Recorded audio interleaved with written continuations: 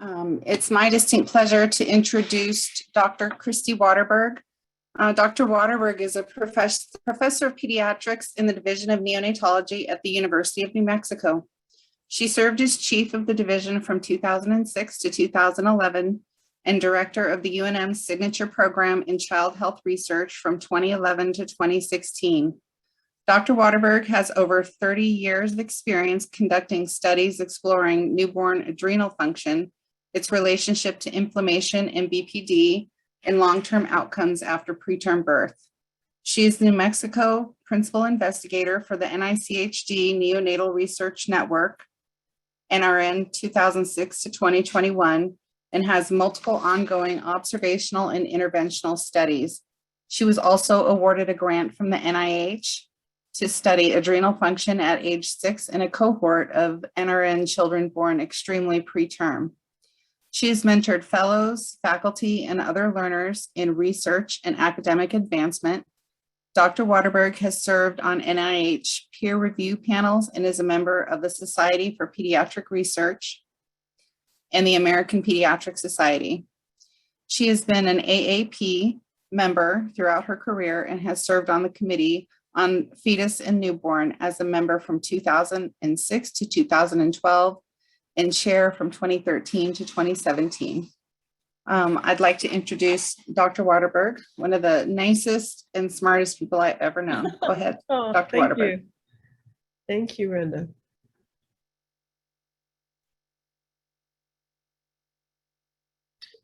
Share screen, there we go.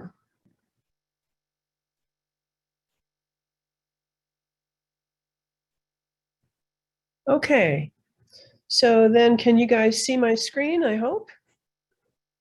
Yes, we can. Kathy, give me a heads up there. We can. We're doing good. Okay, good. It's nice to be back at the Amazing Newborn Conference, sort of, in a way.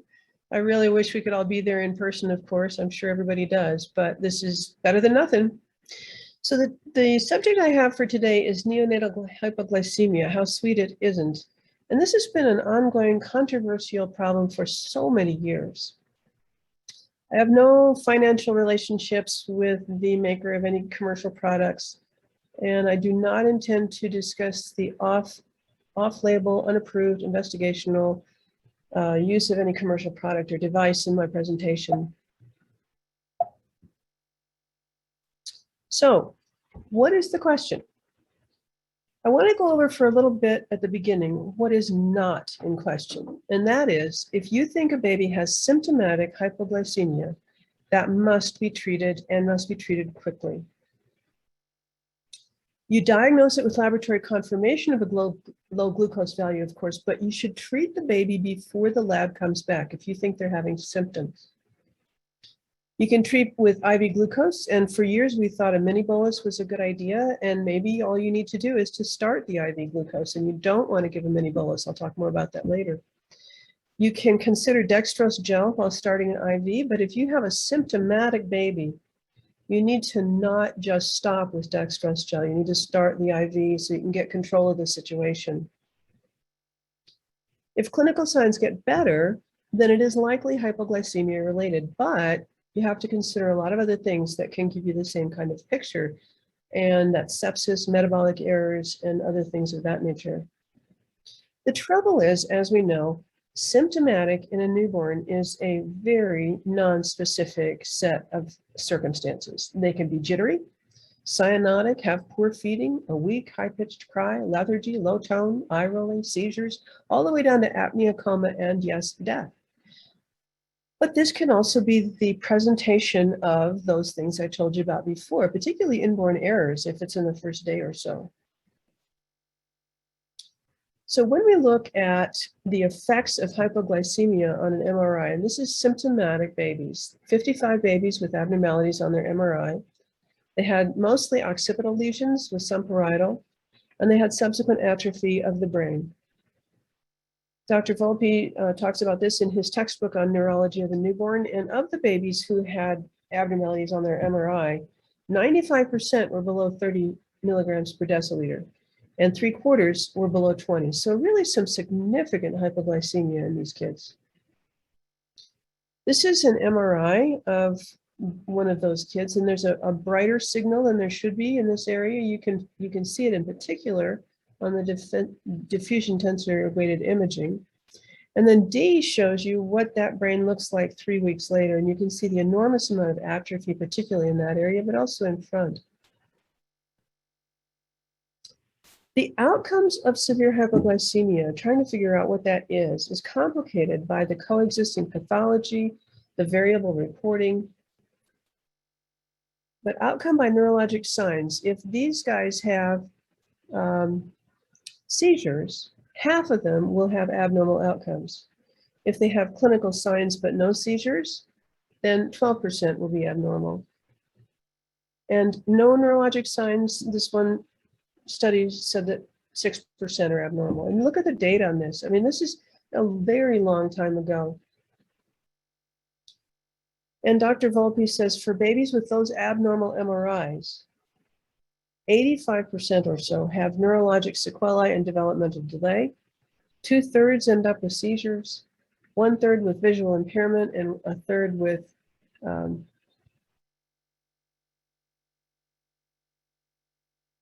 microcephaly. I'm sorry, I'm trying to get the right little one over here. Oh well.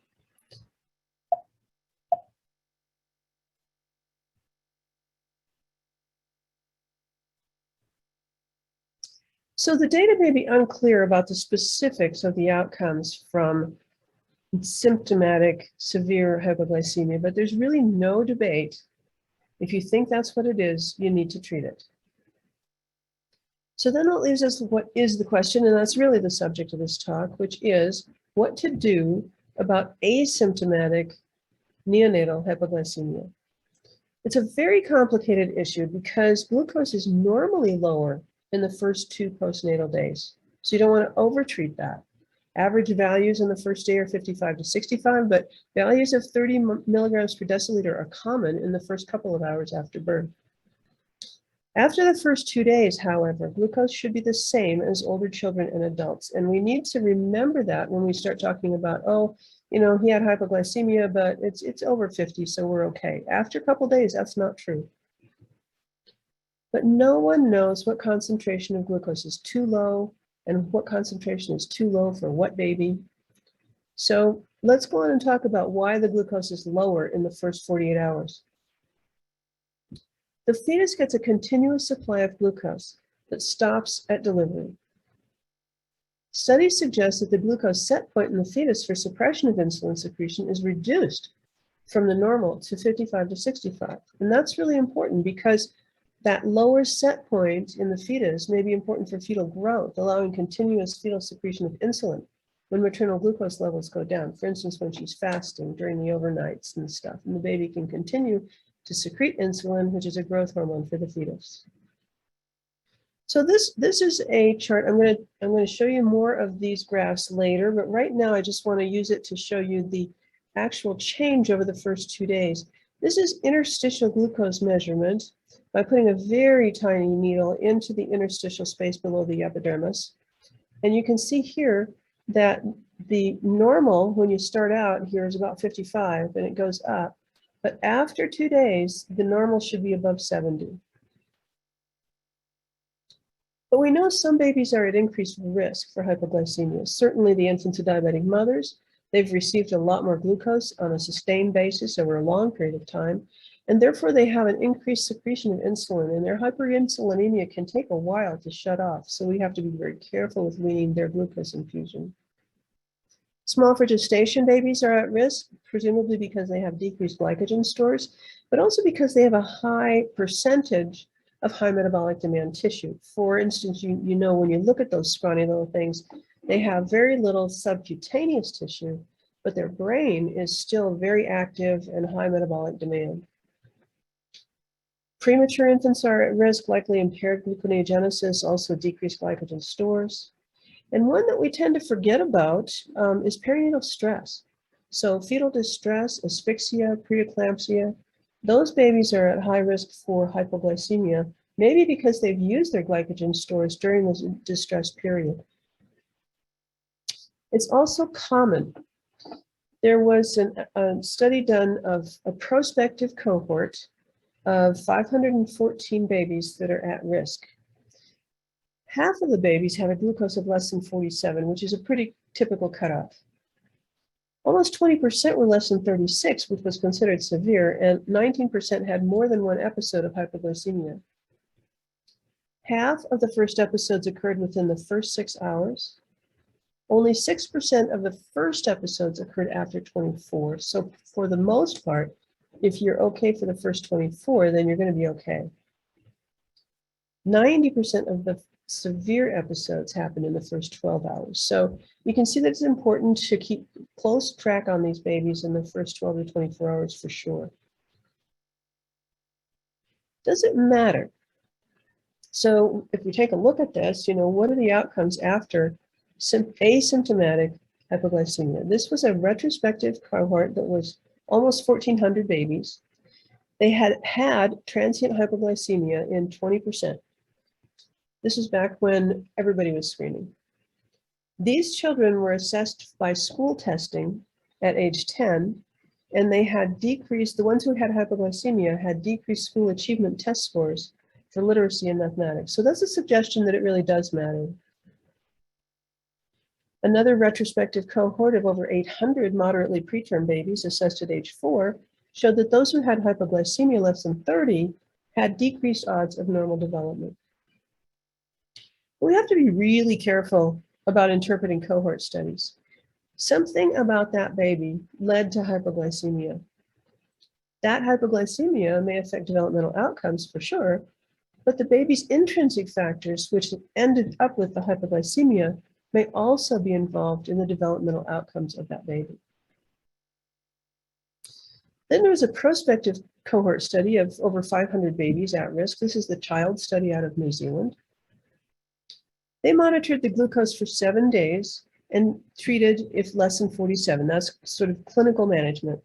However, part of the study was to look at interstitial glucose concentrations continuously over that first week. But these were blinded to the staff. Nobody in the staff knew what those values were. In these at-risk term and late preterm infants, hypoglycemia is common. It's just around 50%. And the thing is, unrecognized hypoglycemia seen on the interstitial monitor was also common, about a quarter of the babies. At 2 years, neither the treated nor the untreated hypoglycemia was associated with any adverse developmental outcomes. So that was reassuring in 2015. However, at 4.5 years, there was no increased risk of combined neurosensory impairment, but there was a dose-dependent increased risk of poor executive function and visual motor function. And the outcome of that was that, of course, as always, randomized trials are needed to determine optimal screening and intervention thresholds based on an assessment of neurodevelopment at least to school age. So we don't know. So there was a randomized trial of using a lower threshold to treat versus usual threshold. They had a non-inferiority hypothesis that they thought that if you treat when it got below 36, you'd end up no worse than if you treated at less than 47. Their outcome was the Bailey Scales of Infant Development at 18 months. They enrolled almost 700 babies and 85% were followed up. That's a great follow-up rate. Their cognitive and motor scores were almost identical. But glucose values were not masked in this group. And more severe hypoglycemic episodes occurred in the lower threshold group. The other thing is they followed them only up to 18 months. And as I showed you on that study just a minute ago, they looked okay at 2 years, but at 4.5 years, there were suggestions that this was not as benign as we thought. So if that's the case, if there's a risk of an adverse outcome, why don't we just treat the babies? Well, the trouble with that is that you don't want to just overtreat. Look, as I said, glucose values of 30 are common in the first hour or two, usually transient, asymptomatic, and part of normal transition. If you treat unnecessarily, first of all, you can interrupt the normal mother-baby interactions, breastfeeding, skin-to-skin care, and all that. Secondly, you're conveying a message to the mother that there's something wrong with the baby, and you really don't want to do that unless it's absolutely necessary. But at some unknown point, for some babies, it may be pathologic. So the long running controversy continues. So we wrote an opinion, a policy statement for the AAP in 2011, which actually still stands, which says that there is not a specific glucose or duration of hypoglycemia that can predict permanent neurologic injury in higher risk infants. No single concentration or range of values that is associated with clinical signs. We don't know in what baby at what point this is a problem. So we ended up saying we need a pragmatic approach to a controversial area for which evidence is lacking, but guidance is needed. So good luck with that. We need to balance infant safety with the adverse effects of overtreatment. And that is, as we all know, that is a really tricky affair.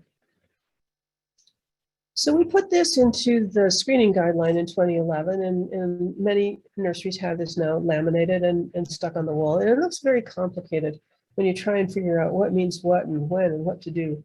But if we just take it one step at a time, it really is not that convoluted.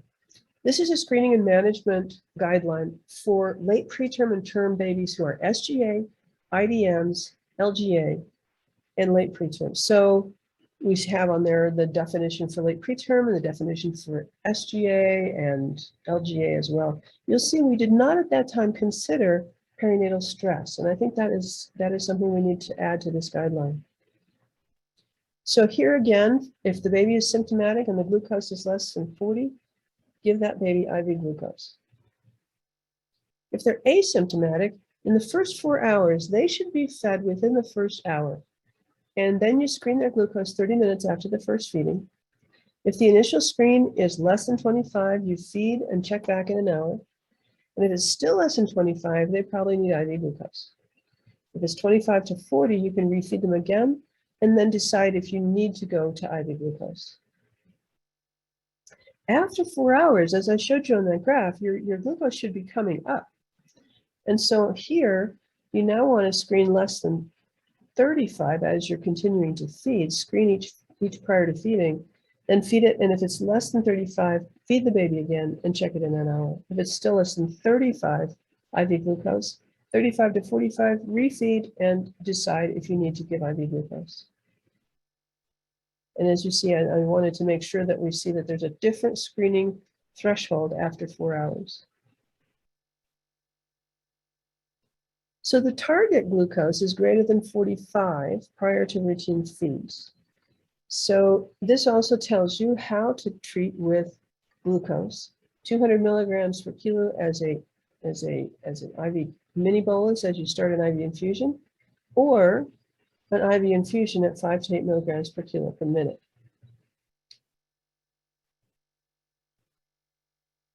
And down at the bottom of this graph, we again include the symptoms of hypoglycemia, which can include almost anything.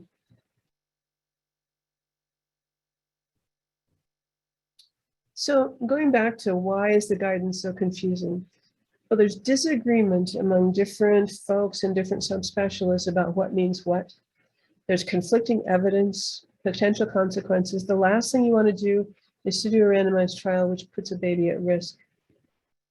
So what we did was to adopt and recommend what we were calling operational thresholds. So pragmatic ways to try and provide a margin of safety and flexibility. Because these values can change over the first hours and days, those thresholds change. And yes, the charts are complicated. So you just have to break it down step by step, or bird by bird, as we say. So try using the AAP guidelines during the first 24, providing a margin of safety and flexibility.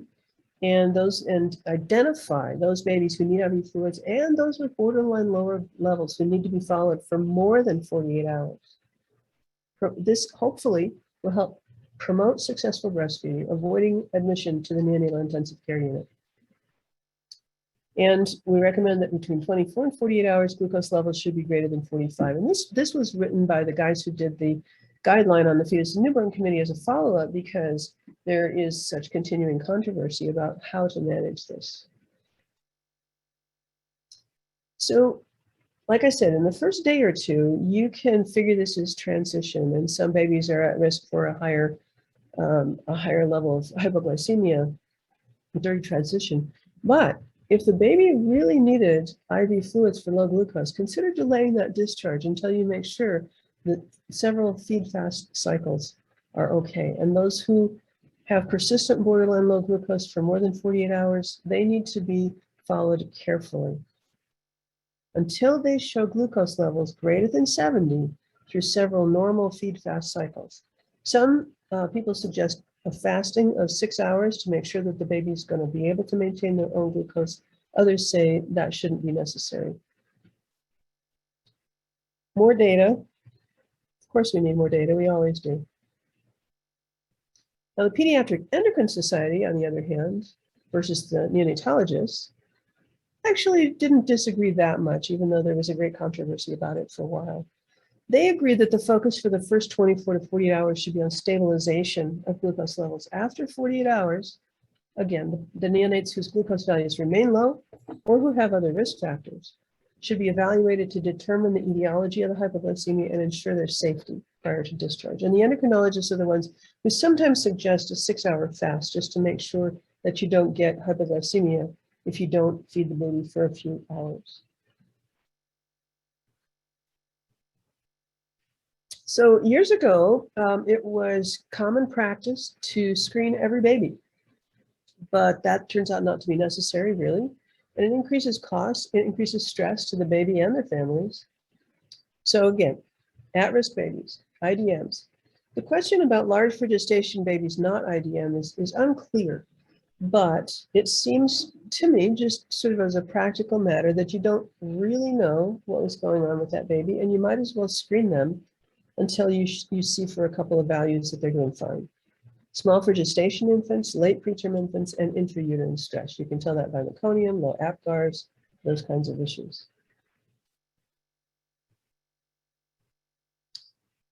I think the stress part is really important and under monitored, because if we look at HIE and hypoglycemia, hypoxic ischemic encephalopathy can increase the vulnerability of the baby to low glucose.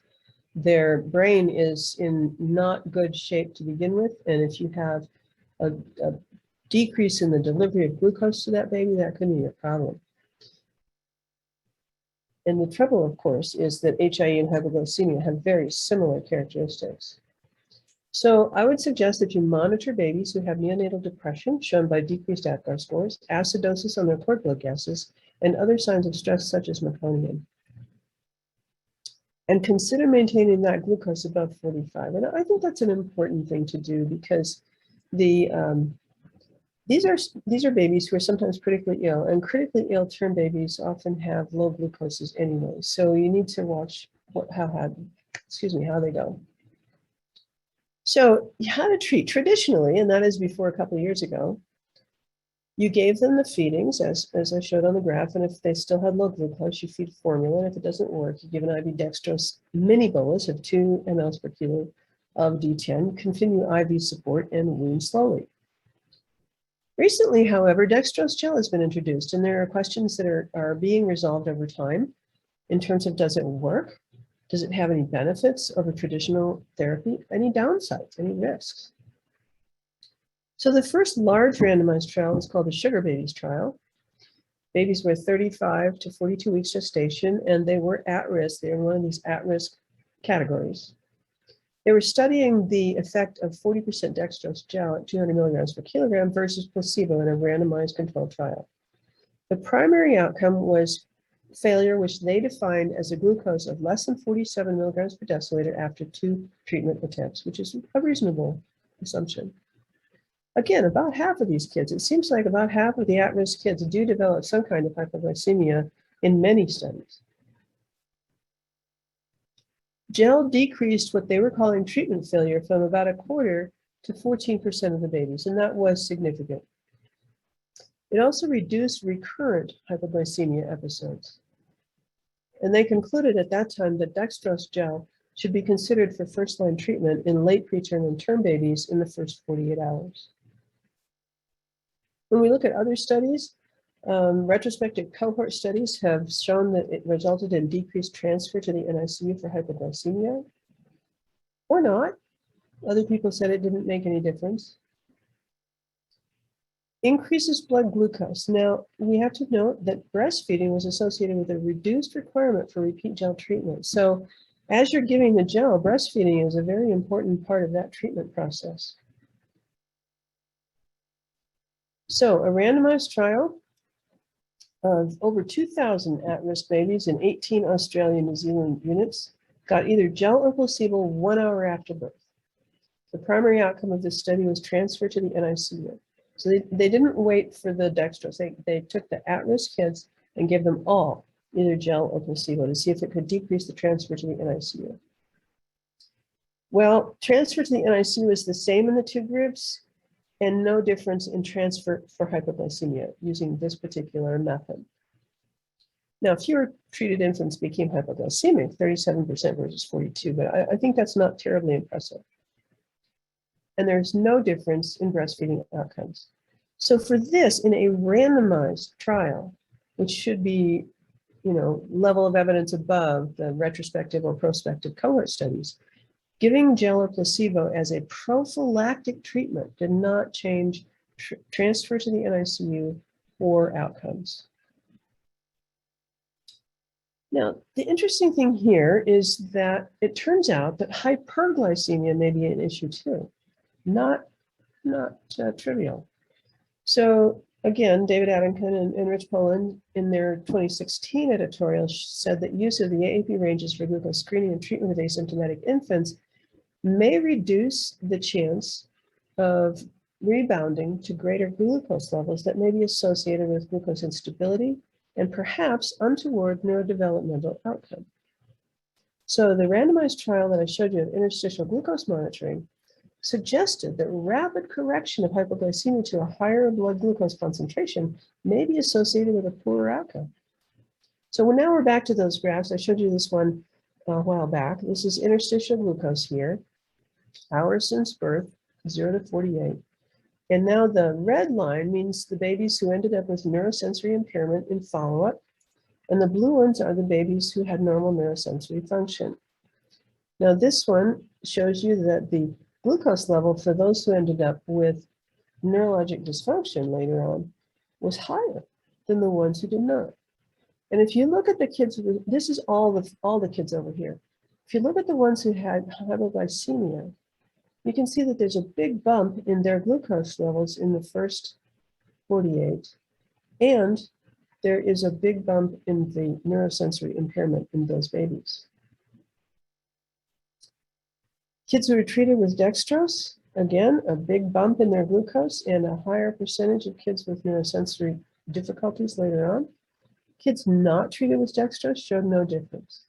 This goes back to the slide that I show you where you really have to be really careful in interpretation of outcomes when you've given an intervention or not, because the intrinsic factors in that baby may be leading to the adverse outcome, or the glucose may be leading to the adverse outcome. Here it looks like if you bump up the glucose beyond the normal transitional levels, you are potentially exposing that baby to a higher risk. After the first episode in children treated with dextrose, again, you have the lower one, the hypoglycemia episode here, the treatment here. If they bounded up here, they had more neurosensory impairment. And in looking at children without neonatal hypoglycemia, there is no difference here. So what to do?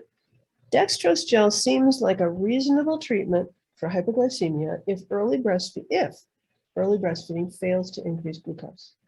But really, it's not just sugar. Remember, it is a drug. Limit its use and chart its use.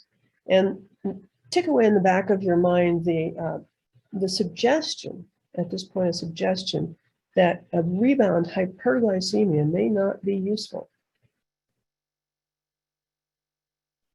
Okay, so after the first 48, what about persistent hypoglycemia? As I said, after 24, it should be greater than 45. After 48, it should be normal ranges.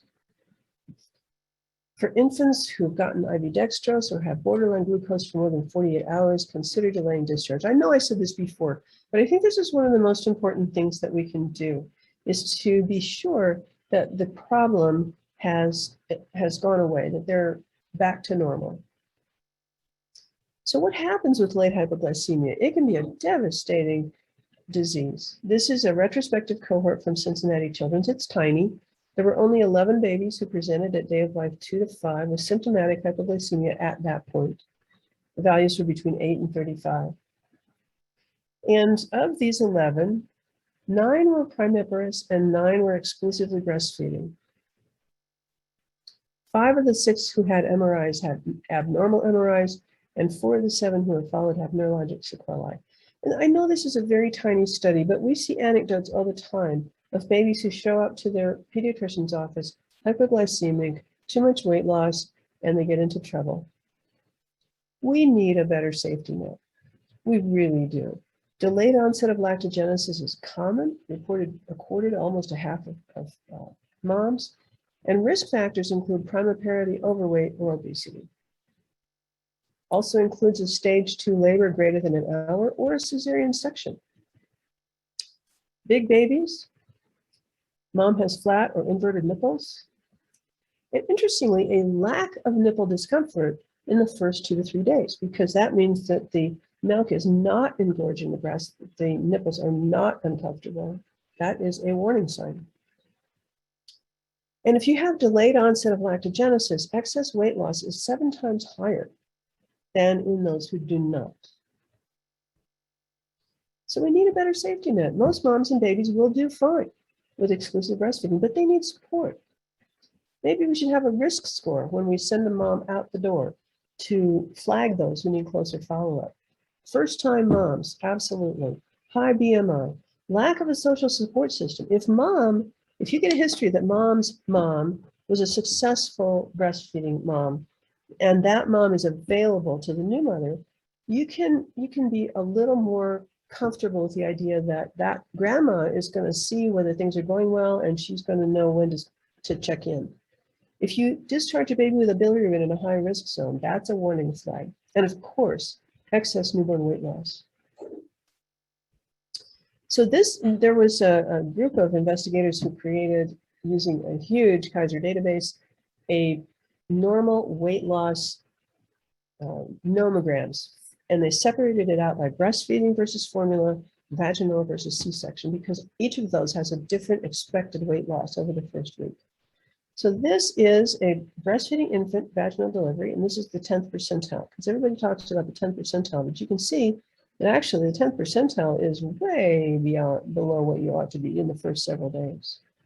50th percentile here at the time that this baby gets discharged is probably -7% for the 50th. By the time you get down to 10%, you are down to real danger levels. This, on the other hand, is a breastfeeding infant who got delivered by C-section. You can see here that this baby at 48 is expected to lose more weight and to continue to lose more weight for a few days earlier. You can see this is the vaginal delivery. This is the C-section.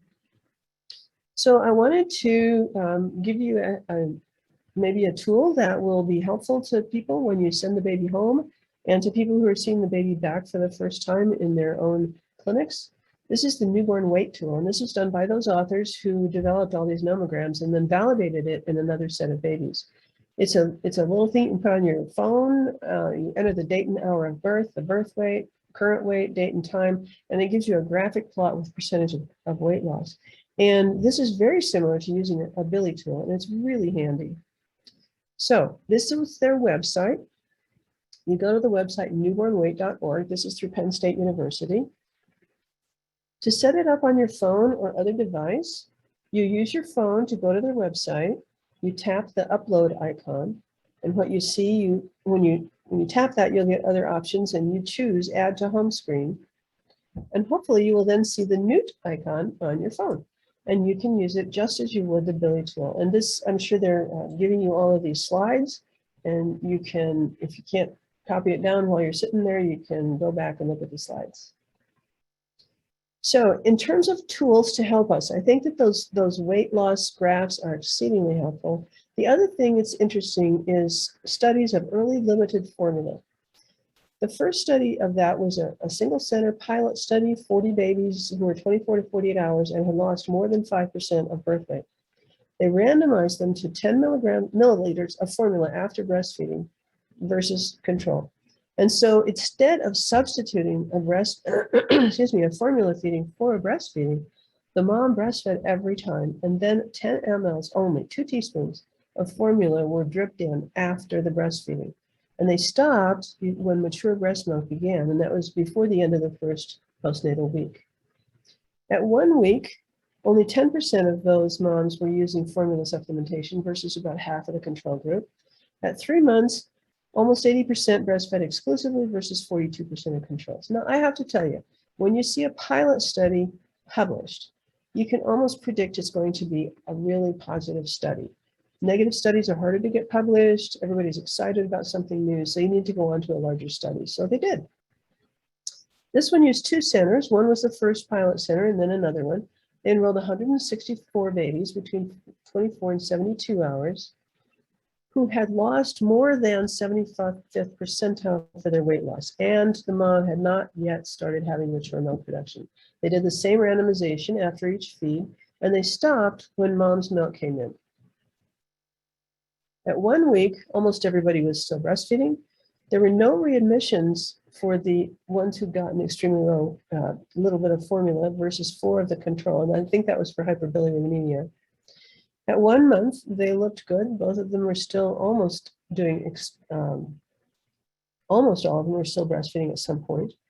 And there were 55 versus 66% doing it exclusively. One of the important things was they measured the microbiome at that point and found no change in this infant's stool, lactobacillus, bifidobacterium, or clostridium. So no change in the baby's microbiome. When they looked at 12 months, they found that 30% of the ones who'd gotten early formula were continuing to breastfeed versus 48% of the controls. But the mom who got limited formula were less likely to be married and had a shorter intended duration of breastfeeding. When you adjusted for these factors, the difference was not significant. Okay, so that's what I've got for you today, and thanks for listening. I'm very happy to talk about it further.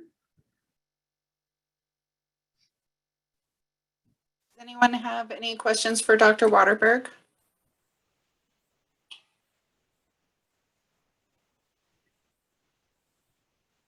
David does. Okay. Hopefully he's typing it because I can't see it yet.